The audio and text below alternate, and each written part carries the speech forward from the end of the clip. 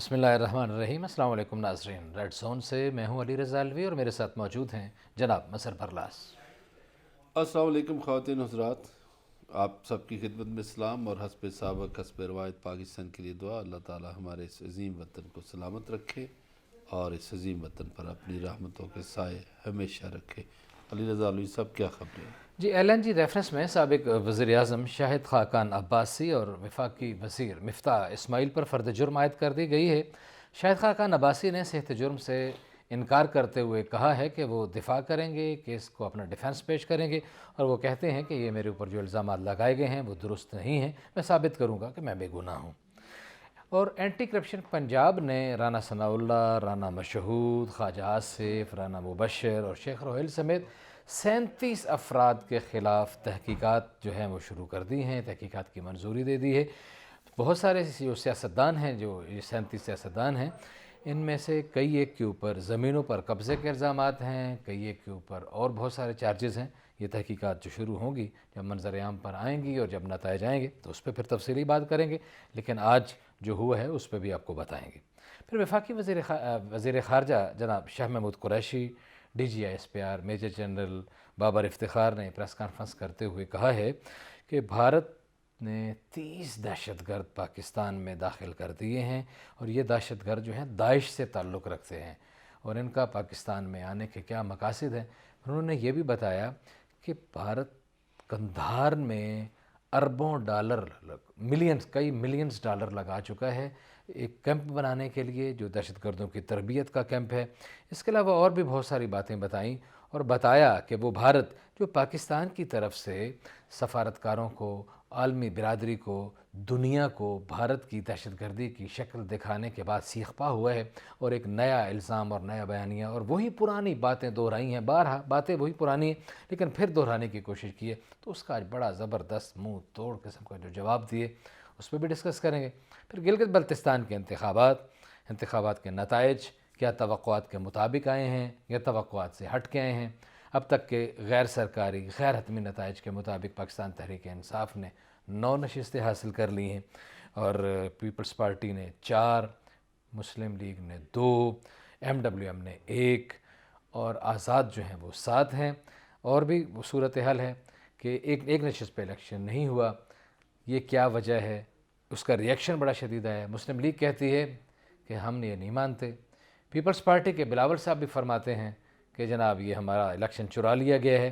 کیا الیکشن واقعی چرا لیا گیا ہے یا یہ لوگ ہارنے کے بعد ہمیشہ کی طرح شور شرابہ کر رہے ہیں؟ مظہر برلا صاحب سے پوچھیں گے، لیکن سب سے پہلے ایل این جی کی طرف بڑھتے ہیں۔ جناب شاہد خاقان عباسی صاحب بہت باتیں کیا کرتے تھے، کہا کرتے تھے کہ یہ بات ہی کوئی نہیں ہے، ہم نے ایمانداری کے بڑے بہت سارے علم نصب کیے ہوئے ہیں اور ہم نے بتایا ہے دنیا کو کہ ہم ایسا بالکل نہیں کرنے والے۔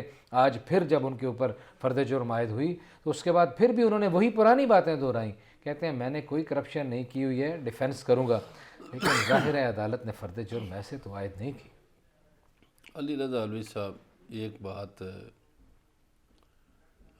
عیاں ہے جی اور بدقسمتی سے وہ بات کرنا پڑتی ہے کہ ہمارے ہاں جو لوگ چوری کرتے ہیں، کرپشن کرتے ہیں، وہ مانتے نہیں، جی اور وہ جو ہم پنجابی میں کہتے ہیں کہ چور کدی منیا نہیں، انہوں منانا پیندا ہے۔ منانا پیندا ہے۔ اب میں مبینہ طور پر کچھ باتیں کروں گا جی ٹھیک ہے۔ جن کی مجھے اطلاعات ہیں۔ مثلاً یہ اب تو آرمی چیف ہے نا جنرل قمر جاوید باجوہ، اس سے پہلے جنرل رحیل شریف تھے۔ ٹھیک ہے۔ مبینہ طور پر جنرل رحیل شریف نے 138 بندوں کی لسٹ دی تھی میاں نواز شریف کو، جو اس وقت وزیر اعظم تھے، ٹھیک ہے۔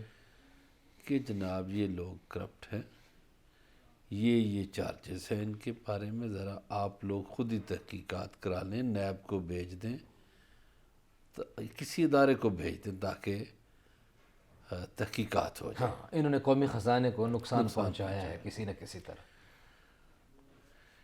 وہ دے کے چلے گئے، اور اس کے بعد میاں نواز شریف نے وہ جو کاغذ تھا وہ دراز پہ رکھ دیا۔ کسی نے پوچھا کہ جناب یہ کیا ہے؟ اس نے کہا یار اس میں شاہد خاقان عباسی کا نام بھی ہے، تو شاہد خاقان عباسی کو تو 2 دن انہوں نے رکھا تو وہ میرا نام لے لے گا، تو ہم LNG میں پارٹنر ہیں۔ اچھا، ٹھیک ہے، یعنی بات چلنی کہاں تھی اور کہاں تک پہنچنی تھی، میاں صاحب نے اس لیے وہ فائل ہی رکھ لی۔ وہ فائل ہی رکھ لی، اس میں چند بیوروکریٹس کے نام تھے، باقی پولیٹیشنز تھے، زیادہ پولیٹیشنز تھے، صحیح۔ کچھ بیوروکریٹس بھی تھے۔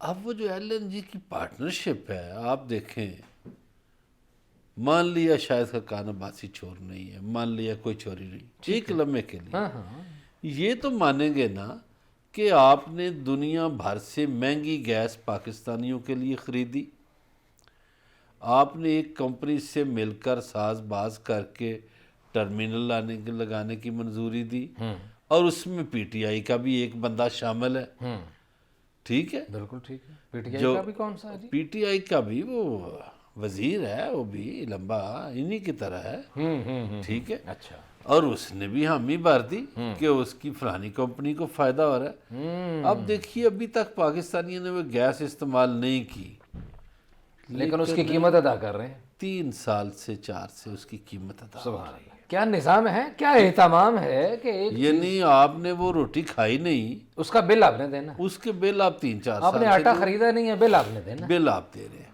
ایک تو یہ ہے کہ وہ گیس سب سے مہنگی خریدی گئی، دوسرا یہ کہ گیس استعمال نہیں ہوئی تو پیسے جانا شروع ہو گئے، صحیح ہے۔ تیسرا انہوں نے ظلم یہ کیا کہ پاکستان کو کم از کم 15 سال کے لیے باندھ دیا۔ یہ وہ ظلم ہے جو شاہد خاقان عباسی نے اور میاں نواز شریف نے اس قوم کے ساتھ کیا، مل کے کیے۔ اپنے پیسے کے لیے، اپنے ذاتی مفاد کے لیے قوم کے بچوں کو مکروز کیا، اور ایک ایسے معاہدے میں باندھ دیا کہ قوم 15 سال اس کے نتیجے بھگتتی رہے۔ اس سے سستی گیس ہمیں کہیں سستی ایران سے مل رہی تھی، صحیح ہے، لیکن ایرانی کمیشن نہیں دے رہے ہوں گے۔ ہاں یہ بھی ہو سکتا ہے۔ اس سے سستی گیس ہمیں روس سے مل جاتی ہے، اس سے سستی گیس یہ جو ہماری ریاستیں ہیں ازبکستان، تاجکستان، ترکمانستان، ان سے مل جاتی تھی۔ اچھا، حالانکہ بڑا اپنے دور میں نواز شریف صاحب بڑے چکر لگاتے رہے اور بارہا یہ کہا جاتا رہا کہ تاپی منصوبے پہ بڑا تیزی سے عمل ہو رہا ہے، Tajikistan Pakistan gas pipeline والا جو پروجیکٹ تھا، افغانستان تاجکستان والا، اس پہ بھی کچھ نہیں ہوا، اور جو پہلے ایگریمنٹ ہوا پاکستان اور ایران والا، اس پہ بھی کچھ نہیں ہوا۔ 2 بندوں اور کا بھی اس میں کمیشن ہے۔ اچھا، ایک صاحب ہوتے تھے سیف الرحمان، جن کو احتساب الرحمان کہتے ہیں۔ ہاں احتساب الرحمان، جنہوں نے پیپلز پارٹی کے خلاف بڑے مقدمات بنائے تھے، بڑی خوف کی علامت تھی۔ وہی جو بعد میں پیریں پہ آ گئے سے۔ ہاں، جو زرداری صاحب دے پیری پیگس، وہ اس میں بڑا معاہدہ کرانے میں پیش تھے، وہ بھی حصے دار ہیں۔ اچھا، اور وہ جو قطری خط پہنچاتا تھا وہ بھی حصے دار ہے کہیں نہ کہیں۔ تو یہ سارے مافیا نے پاکستان پر ظلم کیا۔ اچھا، میں سمجھتا ہوں کہ ان لوگوں کو تو معافی ملنی نہیں چاہیے، انہوں نے میری قوم کے ایک ایک بچے کو مکروز کیا۔ لیکن مسئلہ پرلاز صاحب اب ان کے نیریٹو پہ جاتے ہیں، انہوں نے جو بات کی، وہ جو بات کی، وہ کہتے ہیں ہائے ملک میں بڑے حالات خراب تھے، ملک میں گیس نہیں تھی، گیس کی لوڈ شیڈنگ تھی، چولہے بجھ گئے تھے، اور لوگ بڑی مشکل سے زندگی بسر کر رہے تھے، اس کے علاوہ ہمارے پاس راستہ کوئی نہیں تھا۔ تو کیا اب اندر کی ذرا بات بتائیں نا۔ ابھی نہیں، ابھی چولہے جل گئے، 4 سال سے آپ پیسے دے رہے ہیں۔ موجودہ حکومت جب آئی ہے تو ان کو سب سے بڑا مسئلہ یہ تھا کہ یار یہ اتنا مہنگا معاہدہ کر لیا ہے، نیگوسیشن دوبارہ کرو، یہ کرو وہ کرو۔ کیا انہوں نے وہ چولہے ابھی جل گئے؟ وہی گیس ہے نا پاکستان میں، وہی بجلی ہے۔ ایسے ہی ہے۔ پاکستان کی ٹیکسٹائل انڈسٹری بحال ہو گئی ہے، فیصل آباد میں 2 لاکھ مزدوروں کی گنجائش ہے نوکری، 50,000 لومز شروع ہو گئی ہیں، بالکل ایسے ہی ہے، 30,000 لومز مزید لگ رہی ہیں۔ ایسے ہی ہے۔ پاکستان کی ٹیکسٹائل انڈسٹری 30 سال کے بعد بحال ہوئی ہے۔ صحیح ہے۔ تو میاں نواز شریف صاحب ان 30 سالوں میں 3 بار تو وزیر اعظم رہے، اور خیر سے یہ شاہد خاقان عباسی صاحب بھی رہے، جو پہلے PIA کے چیئرمین بنے تو اپنی ایئر لائن کھڑی کر لی. کیا یہ درست ہے یہ عمل کہ آپ کو وزیر ٹرانسپورٹ بنا دیا جائے علی رضا علوی صاحب، تو اب آپ جب وزارت سے ہٹے تو آپ کی بڑی ٹرانسپورٹ کمپنی کھڑی ہو جائے؟ کیسے کھڑی ہو جائے؟ ممکن ہی نہیں ہے. کیسے ایئر لائن بن گئی آپ کی؟ ایسے ہی نہیں. اس کا مطلب ہے کہ کسی نہ کسی جگہ پہ گھوٹالا ضرور ہوا ہے، کسی نہ کسی جگہ پہ کوئی دو نمبری ضرور ہوئی ہے کہ پاکستان کی قومی سطح کی جو ایئر لائن ہے وہ تو خسارے میں ہے، اور آپ کی ایئر لائنیں چل پڑتی ہیں، بلکہ بھاگ پڑتی ہیں، بلکہ اوڑ پڑتی ہیں اور دوڑ پڑتی ہیں، اور ملک جو ہے اور ملک کے عوام جو ہیں وہ مسائل سے دوچار رہتے ہیں. بات چیت کا سلسلہ جاری، ہمارے ساتھ رہیے گا. ملتے ہیں ایک بریک کے بعد.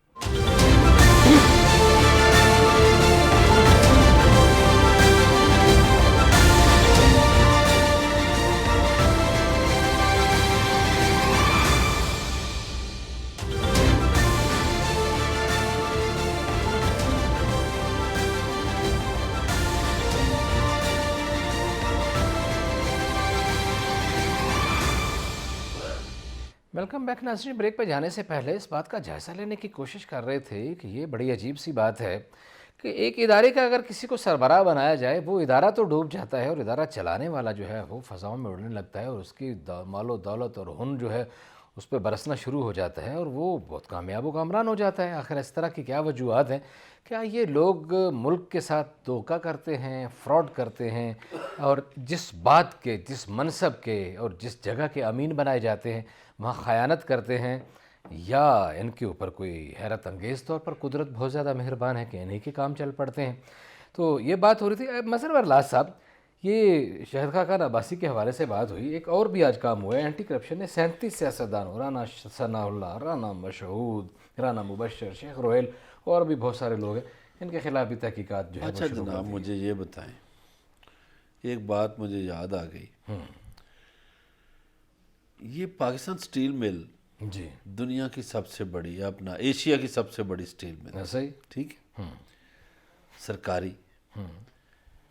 وہ تو گھاٹے میں چلی گئی، نقصان میں چلی گئی. اتفاق شوگر میں، اتفاق فاؤنڈری کیوں نہیں گئی؟ یہ جو لوہے کا بنانے والی اس تھی. نے تو بہت بچے دیے ہیں. اتفاق فاؤنڈری تو ایک چھوٹی سی بچی سی ہوا کرتی تھی، اور وہ اتنی بڑی ماں بنی ہے کہ اس نے بہت سارے بچے جنم دیے. اس نے شوگر ملیں بھی دے دی، اس نے آٹا ملیں بھی دے دی.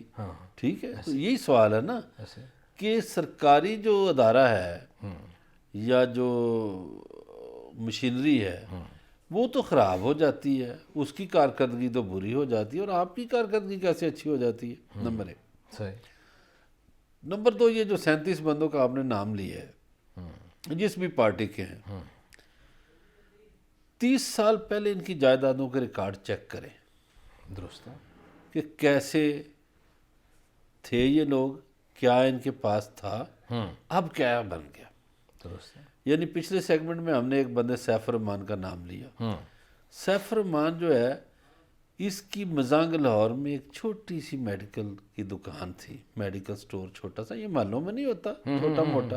صحیح ہے. یہ سٹور تھا. صحیح. ایک گلوکارہ نے نواز شریف سے متعارف کروایا، اور اس کے بعد سیف الرحمان صاحب اڈاریاں مارنا شروع ہو گئے. کیا بات ہے. تو یہ جو 37 دیگر بندے ہیں، ان میں سے ایک دو بندے ایسے کو بھی میں جانتا ہوں جو بجلی کا بل ہی نہیں دیتے، اپنی فیکٹریوں کا گیس کا بل نہیں دیتے. اور ان نیک لوگوں کے اوپر پتہ ہے الزامات کیا ہیں؟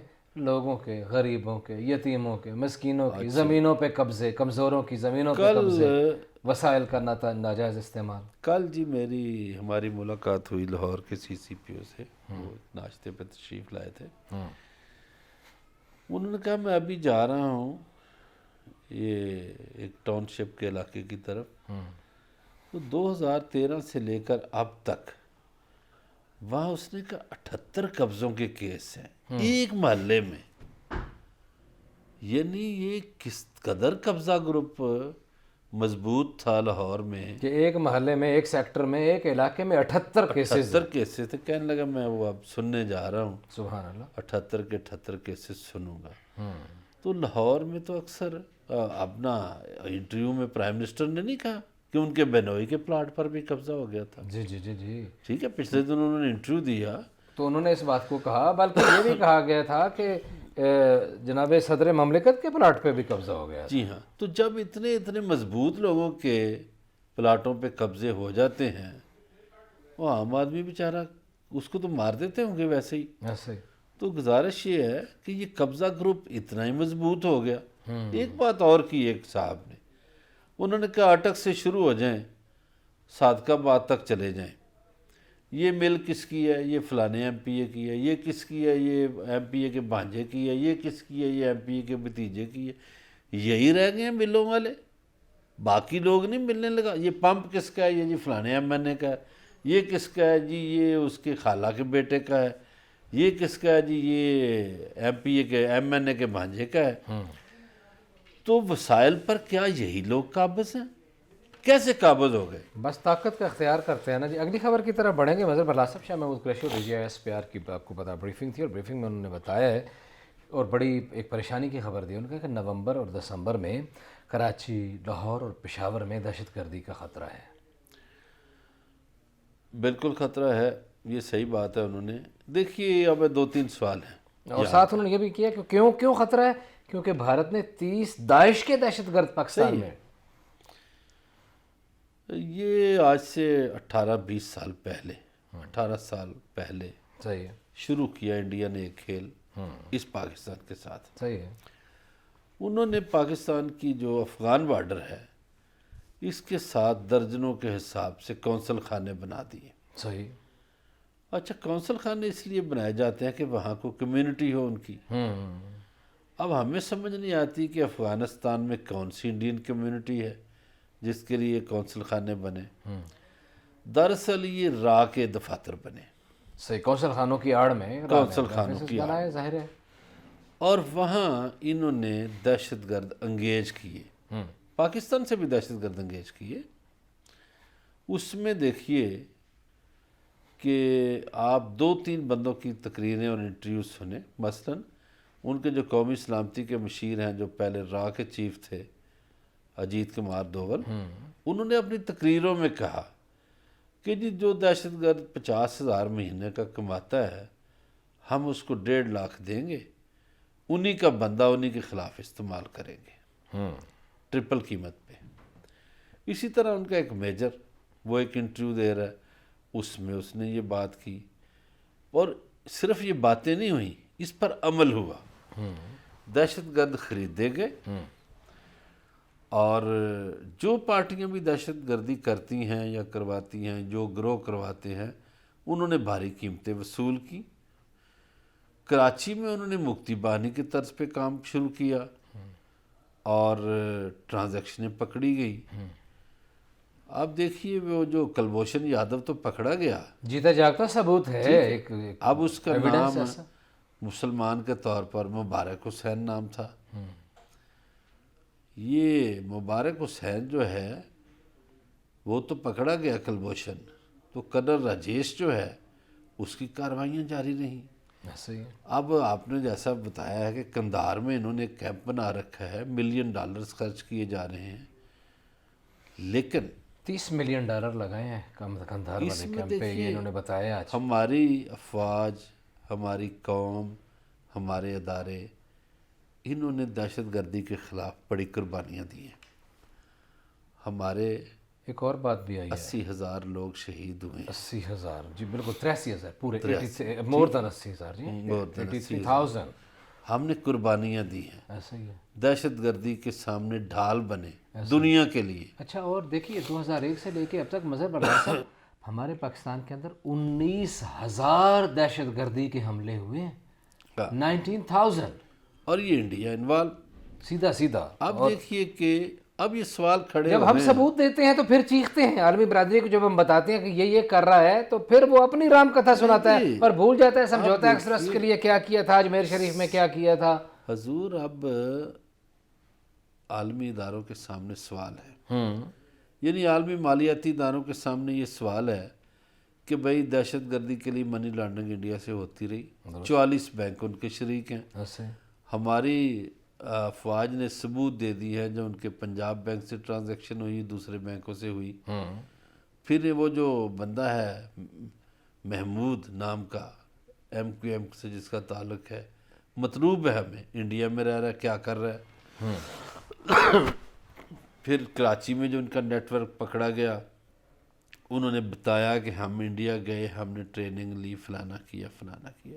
یہ سارا کام مفتی بانی کی طرز پہ ہوتا رہا. اور جیسے اس کا نام ہے نا مبارک حسین کلبھوشن یادو کا، بنگلہ دیش جب بنایا، مشرقی پاکستان الگ ہوا، تو مفتی بانی کو وہاں ٹریننگ جو شخص دیتا تھا وہ بعد میں جنرل بنا انڈیا کا، جنرل شاہ بیگ سنگھ. شاہ بیگ اس وقت میجر ہوگا یا کرنل ہوگا جس وقت چنا گیا، اس کو سابق انڈین آرمی چیف مانک شاہ نے چنا. مانک شاہ چونکہ امرتسر کا تھا، اس نے امرتسر کا ایک نوجوان چنا. تو یہ شاہ بیگ جو تھا وہاں جا کے مسلمان شو کرتا تھا اپنے آپ کو بنگال میں، اور خط لکھتا تھا ایس بیگ کے نام سے. اچھا، ٹھیک ہے. بعد میں یہ اس نے ایک بک لکھی، جب اس کی پروموشن نہیں ہوئی نا، اور پروموشن اس کی اس لیے نہیں ہوئی کہ اس نے آ کے تو سکھوں کے وہ علیحدگی پسند رہنما سنت جرنیل سنگھ بھنڈرانوالا سے ملاقات کی. اس کی پر انکوائریاں کھل گئیں. اس نے کتاب لکھی ہے جنرل شاہ بیگ سنگھ نے، وہ مارا گیا آپریشن بلو سٹار میں، یہ گولڈن ٹیمپل میں. ٹھیک ہے، جی 84. لیکن اس نے کیا کیا، اس نے ایک بک لکھی کہ یہ انڈیا دہشت گردی کرتا ہے. اب دیکھیے مودی نے ڈھاکہ میں کھڑے ہو کے کہا کہ میں نے بنگلہ دیش بنانے میں میرا کردار ہے، میں مفتی بانی کا سرگرم رکن تھا. بدقسمتی سے اس وقت پاکستان میں نواز شریف کی حکومت تھی، ورنہ یہ مقدمہ لے جاتے UN کے پاس، عالمی عدالت عالمی عدالت میں. بھائی ایک سربراہ مملکت کہہ رہا ہے کہ اقرار میں کر رہا ہے، اقرار جرم کر رہے ہیں، بالکل الزام بھی نہیں ہے کہ میں ملک توڑنے میں ملوث ہوں. مودی بھی دہشت گرد قرار پاتا اور انڈیا بھی. لیکن میاں صاحب یہ کام نہیں کرتے. میاں صاحب تو اپنی شادیوں میں ان کو بلاتے تھے. میاں صاحب تو پگڑیاں چینج کرتے تھے اور ساڑیاں کو تحفے تحائف لیتے تھے. صحیح ہے. تو انہوں نے پاکستان کا نقصان کیا نواز شریف نے، اس لیے کہ ایک مقدمے کا ٹائم ہوتا ہے. ٹائم بارڈ ہو گیا. آج آپ نے بات کی ہے تو میں آج تو مقدمہ کر سکتا ہوں، کل کر سکتا ہوں، لیکن 6 مہینے بعد تو نہیں کر سکتا. ہر سال چیز بعد کا ایک نہیں، ٹائم ہوتا ہے. بالکل ایسے. تو یہ نقصان ہوا اس وقت. اچھا، انڈیا جو ہے شری لنکا میں بھی دہشت گردی، تامل ٹائگرز کو کون دیتا تھا؟ اب انڈیا پھنس گیا ہے. پھنس اس لیے گیا ہے کہ لداخ میں ان کا خرچہ ہو رہا ہے، چین ادھر سے جینے نہیں دے رہا. پاکستان کے دریاؤں کا پانی روکا تھا، تبت سے نکلنے والے انڈین دریاؤں کا پانی چائنا نے روک دیا ہے. برہما پترا جو 7 ریاستوں کو پانی سپلائی کرتا ہے اس کا پانی روک دیا ہے. اور 37 ڈیم بنا رہا ہے چین تبت میں. انڈیا تو ہمیں کھوکھلا کرنا چاہتا تھا نا، ہمیں بنجر بنانا چاہتا تھا. اپنی فکر کرے. وہ جیسے الٹا کرے گا تو اس کا مطابق اس کو بھرنا پڑے گا نا، جیسی کرنی ویسی بھرنی. اسی لیے تو کہا جاتا ہے. لیکن اس کے باوجود بھارت کی طرف سے ایک پروپیگنڈا وار بہرحال جاری ہے. پاکستان کے خلاف جھوٹ بولتے ہیں اور برملا جھوٹ بولتے ہیں، بڑی ڈھٹائی سے جھوٹ بولتے ہیں، اور بالکل نہیں ماننے کی کوشش کرتے کہ پاکستان میں 18,000 کے قریب دہشت گردی کے حملے کروائے ہیں. ثبوت مل گئے ہیں، دنیا کو ثبوت ہم دے چکے ہیں. لیکن وہ جو مرضی کرتے رہیں، جتنا بھی جھوٹ بولیں، اب ان کا جھوٹ چھپے گا نہیں. دنیا کو ان پہ یقین نہیں رہا. بات چیت کا سلسلہ جاری. ہمارے ساتھ رہیے گا. ملتے ہیں ایک بریک کے بعد.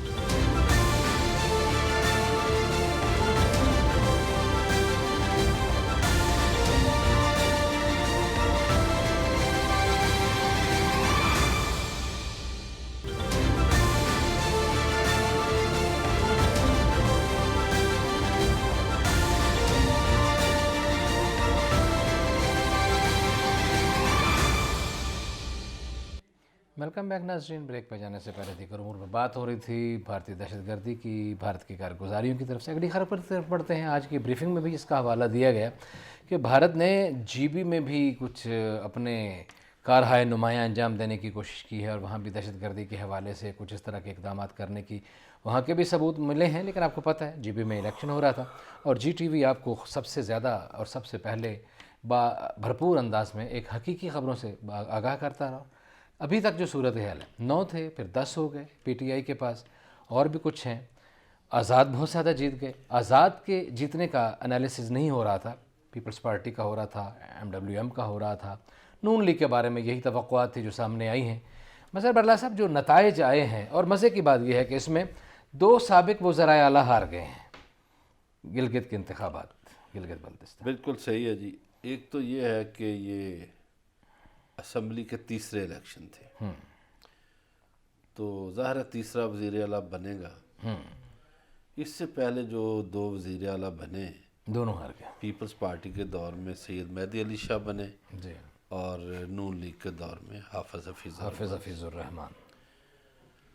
مہدی علی شاہ تو پھر بھی سیکنڈ پوزیشن پہ آئے ہیں، تھوڑے ووٹوں سے ہارے ہیں، جی، لیکن حفیظ الرحمان صاحب تو کہیں تیسرے نمبر پر چلے گئے۔ یہ سوالیہ نشان ہے 2 سابق وزرائے اعلیٰ کے لیے ان کی کارکردگی کے حوالے سے۔ یا تو وہ مطمئن نہیں کر سکے، حالانکہ مہدی شاہ کے بارے میں تو ان کی پارٹی کے چیئرمین بلاول بھٹو نے ان کو خطاب دیا تھا بابا روزگار کا، کہ انہوں نے 25,000 روزگار دیا تھا جی ہاں، جب سی ایم تھے۔ ایسے اب یہ 2-3 اور سوال پیدا ہوتے ہیں کہ دیکھیے وہاں ان جماعتوں نے جلسے کیے، نو ڈاؤٹ مسلم لیگ نون کے جلسے بھی بڑے بھرپور ہوئے، مریم نواز کا وہاں بڑا استقبال ہوا، بڑی دھمال بھی ڈالی گئی، اور انہوں نے جلسے کم کیے، تھوڑے دن وہ رہیں، اور ان کے امیدوار بھی بھاگ گئے۔ امیدوار تو ان کے 6 رہ گئے تھے، لیکن انہوں نے جلسے کیے اور ایک دعویٰ بھی کیا تھا کہ ہم کلین سویپ کریں گے۔ اب اس دعوے کی مجھے جب سمجھ نہیں آ رہی تھی کہ میں نے کہا بھئی 6 امیدوار ہیں تو دعویٰ کلین سویپ کا کیسے؟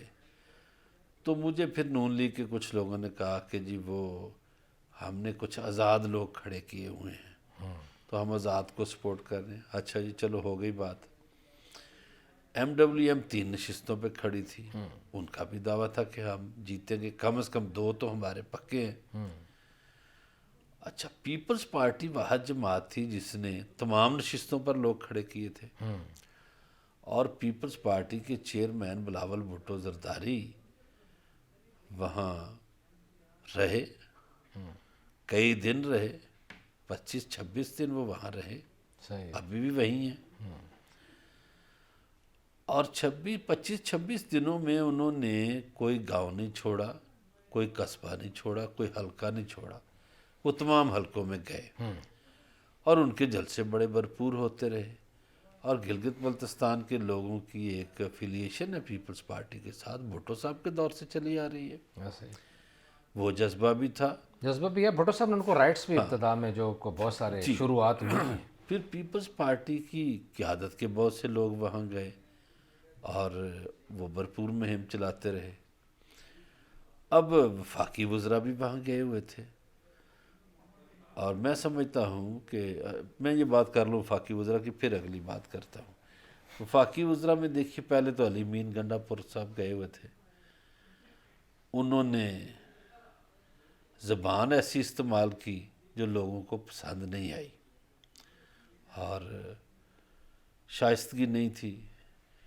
پھر انہوں نے ایک اور وزیر اتارے، مراد سعید، وہ شاعرانہ بڑی اچھی تقریریں کرتے تھے۔ پھر بھی جب کام نہیں بن رہا تھا تو پھر کرتب دکھانے کے لیے زلفی بخاری کو میدان میں اتارا گیا، اور زلفی بخاری نے جا کے وہاں حالات کو سنبھالا۔ یہ تو ہوگی پی ٹی آئی کی صورتحال۔ جو صورتحال ہے ایم ڈبلیو ایم کی، ان کے سربراہ راجہ ناصر عباس صاحب وہاں موجود رہے، آخری ہفتے میں وہ گئے، انہوں نے جلسے ولسے کیے۔ اچھا، ان کے بھی بڑے بھرپور جلسے مجھے دیکھنے کا اتفاق ہوا، بڑے اعلیٰ جلسے تھے۔ اب گزارش یہ ہے کہ یہ سب کچھ ہو گیا، پارٹی بیس الیکشن ہو رہا ہے۔ اب جو سوال پیدا ہو رہا ہے، اتنے بڑے ان کے جلسے ہوئے، لوگوں نے ان کو ووٹ کیوں نہیں دیے؟ آزاد کہاں سے آ گئے؟ پہلی بات کہ پارٹیوں کو ووٹ کیوں نہیں دیے، جلسے ان کے ہوئے۔ دوسری بات یہ کہ جب پارٹی بیس الیکشن ہو رہا ہے تو اس میں 7 امیدوار آزاد کیسے جیت گئے؟ یہ ایک بڑا سوال ہے اس الیکشن پر۔ ٹھیک ہے۔ پھر رات کو پی ٹی آئی کی 9 نشستیں تھیں، پیپلز پارٹی کا ایک بندہ 400 ووٹوں سے جیتا ہوا تھا، صبح وہ 2 ووٹوں سے ہار گیا جی جی بالکل. تو پی ٹی آئی کی 10 ہو گئی. ایسا تو نہیں ہے جو چاہے آپ کا حسن کرشمہ ساز کرے. اب دیکھیے اس میں 2-3 سوال اور اپوزیشن کھڑے کر رہی ہے. یہ اپوزیشن کے سوال ہے اپوزیشن کا سوالات ہیں. کہ ساری ایڈمنسٹریشن ان کی تھی، حکومت کی، وفاق میں حکومت ان کی تھی. جو وزیر اعلیٰ لگایا گیا تھا وہ کسی مشاورت کے بغیر لگایا گیا تھا، نگران. پھر ایک سوال جو میں نے کرنا ہے وہ یہ ہے کہ الیکشن کمیشن وہاں بے بس نظر آیا. کیسے بے بس نظر آیا؟ الیکشن کمیشن نے کہا کہ جو پبلک آفس ہولڈ کرتے ہیں لوگ وہ یہاں نہ رہیں. کئی بار روکا. کوئی 70 سے زیادہ خلاف ورزیاں ہیں لوگوں کی. اس کا مطلب یہ ہے کہ آپ کسی نہ کسی سطح پہ، ہمارے پاس 1-2 منٹ رہ گئے، کہ آپ اس بات کی تائید کر رہے ہیں جو شاہد خاقان عباسی کہتے ہیں کہ بالکل وہی ہوا جو 2018 میں ہوا تھا، اور وہی بات جو بلاول بھٹو کہہ رہے ہیں کہ الیکشن چرایا گیا ہے. دیکھیے میرا مینڈیٹ چرا لیا. نون لیگ نے تو کہا ہم مسترد کرتے ہیں، دھاندلی ہوئی ہے. ہاں جی. اور بلاول بھٹو زرداری نے کہا کہ الیکشن چرایا گیا ہے. ہاں جی. اب وہاں پیپلز پارٹی کے لوگ احتجاج کر رہے ہیں. بلاول بھٹو نے وہ احتجاجی مظاہرہ جوائن کر لیا ہے. اچھا، پھر بیلٹ باکس چھیننے کے واقعات بھی ہوئے ہیں، یہ چلاس کی طرف اور دیگر علاقوں کی. پچھلے 2 الیکشن متنازع نہیں تھے وہاں. یہ متنازع ہو گیا. یہ الیکشن متنازع ضرور ہے اور اس میں کہیں نہ کہیں ڈنڈی ضرور چلی. اور جو 9-10 سیٹیں پی ٹی آئی کی، اس پہ بھی کوئی بات یہ ہے کہ لوگ پی ٹی آئی والے تو کہہ رہے تھے ہم جیتیں گے، پیپلز پارٹی والے بھی کہہ رہے تھے لیکن میرا اندازہ تھا کہ پی ٹی آئی 7-8 سیٹیں جیتے گی، بڑا زور مارے گی، اور پیپلز پارٹی 9-10 سیٹیں جیتے گی. پیپلز پارٹی آگے تھی، پیپلز پارٹی کی کمپین بہتر تھی، ٹھیک ہے. پیپلز پارٹی کے کینڈیڈیٹ بہتر تھے. ٹھیک ہے. تو پھر یہ سارا کچھ کیوں ہو گیا؟ یہ سوالیہ نشان ہے. سر جی، مظہر برلا صاحب کا کہنا یہ ہے کہ توقعات کے برعکس نتائج آئے ہیں، اور خاص طور پر جو آزاد اتنے زیادہ جیتے ہیں بڑی بھاری تعداد میں، جبکہ بہت زیادہ کوئی ایسا نہیں ہے کہ وہ ہندوستان کو سیاسی جماعتوں نے بالکل لاوارث چھوڑ دیا ہو. تمام پولیٹیکل لیڈرشپ وہاں موجود تھی، اور اس کے باوجود پولیٹیکل لیڈرشپ کو چھوڑ کے 7 آزاد لوگوں کا وہاں جیت جانا ایک اچنبھے کی بات ہے. آج اتنے، کل آپ سے پھر ملاقات ہوگی. اپنا خیال رکھیے گا. اللہ نگہبان.